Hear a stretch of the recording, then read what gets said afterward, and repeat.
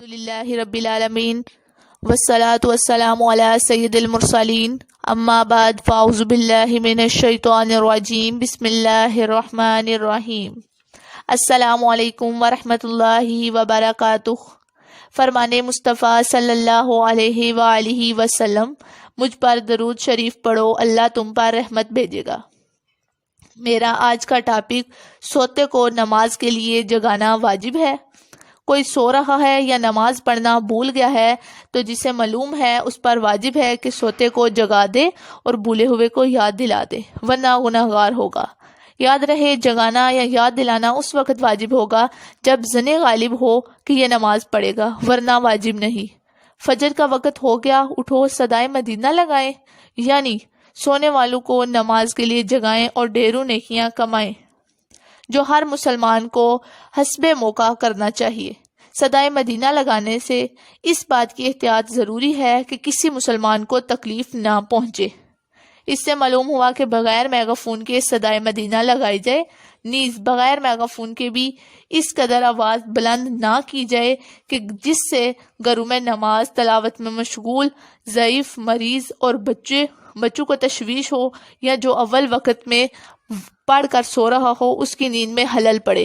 اور اگر کوئی مسلمان اپنے گھر کے پاس صدائے مدینہ لگانے سے روکے تو اس سے ضد یا بحث نہیں کرے، بلکہ اس سے معافی مانگ لی جائے۔ یقیناً کوئی مسلمان نماز کے لیے جگانے کا مخالف نہیں ہو سکتا، اس بیچارے کی بھی کوئی مجبوری ہو سکتی ہے۔ اگر بالفرض وہ بے نمازی ہو تو بھی اس پر سختی نہیں کرے، لیکن کسی مناسب وقت پر انتہائی نرمی سے انفرادی کوشش کے ذریعے اس کو نماز کے لیے عمدہ کی کریں۔ ابھی اذان فجر وغیرہ کے علاوہ موقع نیز محلوں یا مکانوں کے علاوہ اندر محفل میں اسپیکر استعمال کرنے والوں کو بھی اپنے اپنے گھروں میں عبادت کرنے والوں، مریضوں یا بچوں اور سونے والوں کو پیش نظر رکھ کر یہ سب کچھ کرنا چاہیے۔ الحمدللہ رب العالمین والصلاة والسلام علی سید المرسلین اما بعد فاعوذ باللہ من الشیطان الرجیم بسم اللہ الرحمن الرحیم السلام علیکم ورحمۃ اللہ وبرکاتہ۔ فرمان مصطفیٰ صلی اللہ علیہ وآلہ وسلم، مجھ پر درود شریف پڑھو، اللہ تم پر رحمت بھیجے گا۔ میرا آج کا ٹاپک سوتے کو نماز کے لیے جگانا واجب ہے۔ کوئی سو رہا ہے یا نماز پڑھنا بھول گیا ہے تو جسے معلوم ہے اس پر واجب ہے کہ سوتے کو جگا دے اور بھولے ہوئے کو یاد دلا دے، ورنہ گناہ گار ہوگا۔ یاد رہے، جگانا یا یاد دلانا اس وقت واجب ہوگا جب ظن غالب ہو کہ یہ نماز پڑھے گا، ورنہ واجب نہیں۔